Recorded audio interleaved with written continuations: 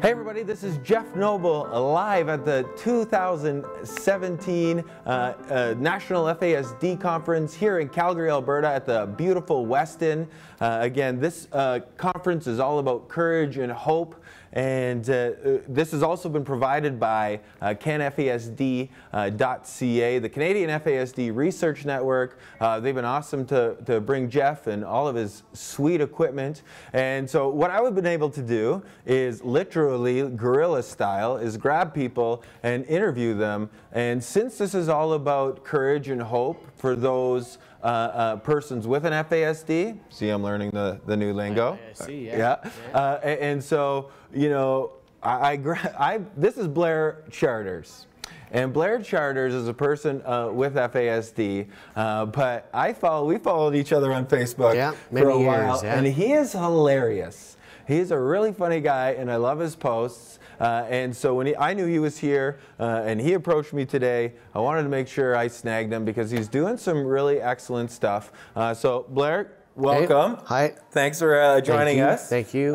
So Blair, you're from Red Deer, Alberta, Canada. Red Deer, Alberta, straight up Canadian, right? Yeah. And so you're a person with FASD. Yes. But you're so much more than that. Right. You're a funny guy. I just got to tell you that. Thank you. And so what I've been asking folks is, how old were you when you got your diagnosis? I was 16. Okay. What was life kind of like before that? Life before that was definitely a struggle because I never understood why I was struggling and didn't understand things like the other kids were, because all the other kids were getting things really fast and I was not understanding what was going on ever. And I remember teachers always asking in the class, okay, class, did you get that? And they would say, yes, I did. And they always say, okay, Blair, did you get that? And but yeah, I got it, but really I didn't understand one word they just said. But there's no way I was going to raise my hand and say I didn't get that and then be singled out as the dumb one, so to speak, right? And so once I got diagnosed when I was 16, I had a way better understanding of who I was, why I struggled, why I didn't get things as fast as their kids. And I just took time and patience on myself after that.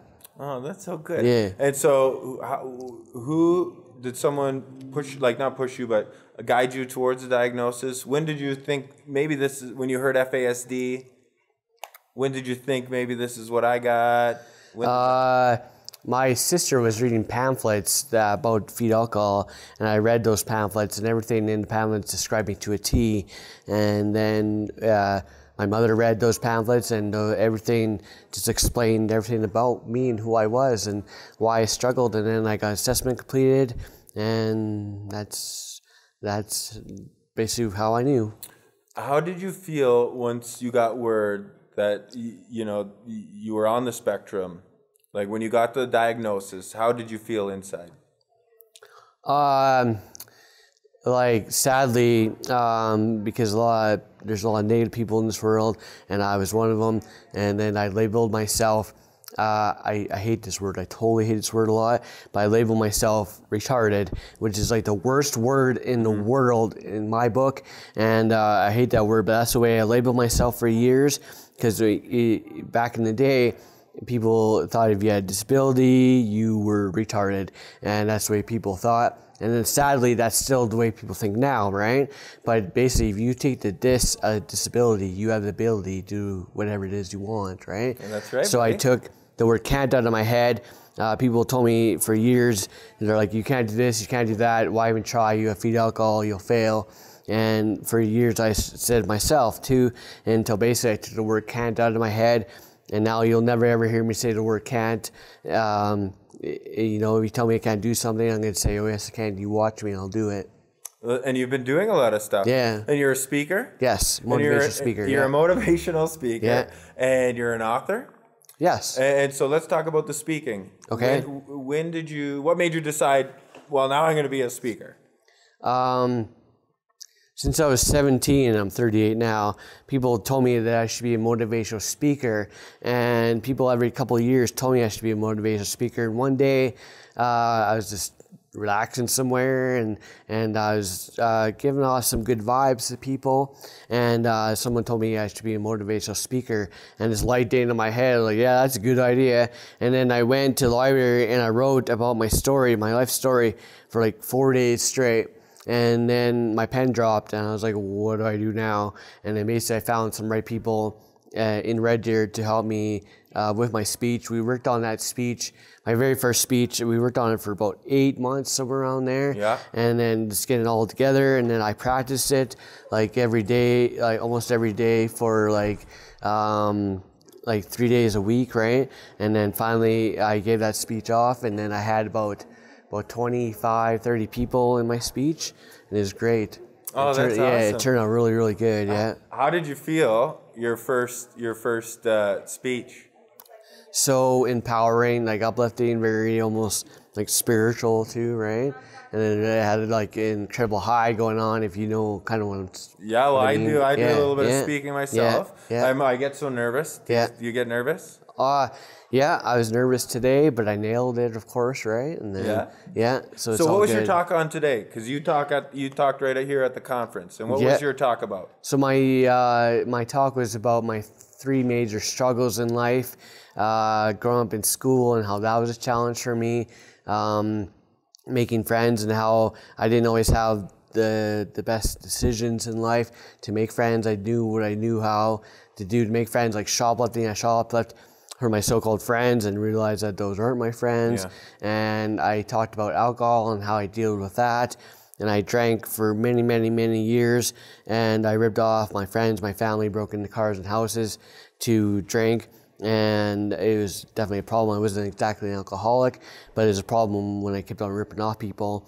And then I basically stopped drinking, and now I'm on like nine years no drinking now, right? Buddy, so, there, 9 years sober? That's incredible. Yeah, that's a long time, yeah.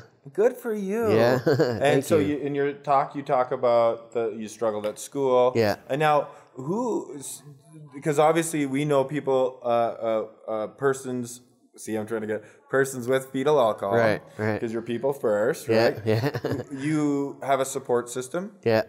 And who's on your team? Who helps you navigate? Oh, my mom and my girlfriend are sport, right? And then I work with the Fetal Alcohol Network in Red Deer, and they help me all the time, constantly, right? And then, they're my good friend. I've been friends with her for like 7 years, and then she helped me got here today, right? So, yeah. Right, and is that who we met this morning? Took the picture of us? No, that was she works for Network as well. Okay. But yeah, she's differently, which also follows you on Facebook too, right? Oh, she follows. Well, that's cool. A lot of people follow you on Facebook. Oh, well, you follow me. I follow you on Facebook. Good. Awesome. Now let's move on. This is Blair's book, right here. Yeah. There it is. Got it. Yeah. This is it right here. Yeah. Here we'll get a good shot of that because we want to make sure that people see this. And this book is called Beautiful Struggles. Yes. If a person with FASD can overcome his struggles, so can you. That's so good. It's more of a motivational. Tell us about the book. Basically, I sat on this book for 4 years to see if I could add more to it, and then I found an editor to edit it for me, and then I did it. I wrote it right before I had a conference in Red Deer of people with disabilities, and it got finished like a week before that, and it was good. And then I basically sold my book, and a lot of people bought it. And so basically, there's a lot of strategies in here to help you with anxiety, with struggles, how to be positive, because it's such a negative world nowadays, and we have to be as positive as we can. And so there's a lot of information about fetal alcohol and how to be positive, and that's a lot. Because once you struggle in life, you struggle, and then beautiful things happen after that struggle, right? When you get through that struggle. When you get through that struggle, beautiful things happen after that, right? So that's amazing. Now, my final question for you. Oh, how do people get this? Basically, you can email the... Should they email me, and then I can email you guys? They could, yeah. So you could go to the FASD network or FASD network at shawbiz.ca. Okay. And that's the Central Alberta Fetal Alcohol Network. You could phone me at 403-896-0290, or you can email me at blaircharters1 @hotmail.com. Awesome. Okay, Yeah. but I have one more question for you. Yeah. There's a lot of people watching this. Okay. Okay, and that's not pressure. Right. There's a lot of parents Yeah. who are struggling with their kids. Right. So this is a two-part question. Okay. What advice would you give to the parents who are struggling with their kids? Patience. A whole lot of patience, loving, caring, be kind. And, there's a question I ask people, do you blame the person or do you blame the feed alcohol? Do you blame the person or do you blame the impulse control? Do you get mad at the person or do you get mad at the impulse control? And what I've learned is you get mad at the impulse control. You get mad at the feed alcohol, not the person. The person doesn't always know what they're doing, and the impulse control, we always don't know what we're doing as well, too, right? So you got to take that in consideration.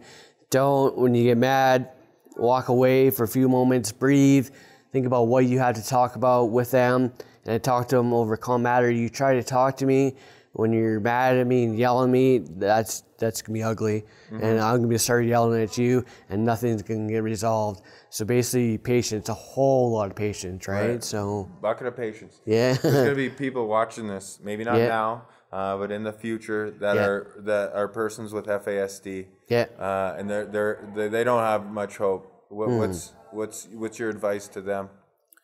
They don't have much hope. Yeah. I grew up with not going through school and not having a job. It takes people feed alcohol a long time to get a job, and I've had a job now for 16 years, and I'm a baker there, and I'm a supervisor, and one of the very first things you learn when you're a baker, you have to learn to make focaccia pan bread.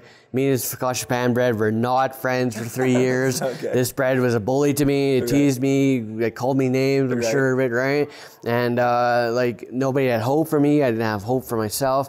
And it was a 3-year struggle, and that is only a slight exaggeration. And I could not make that bread. And then I worked on it because I didn't give up, because I didn't want to give up. That's my goal. That's what I wanted to do.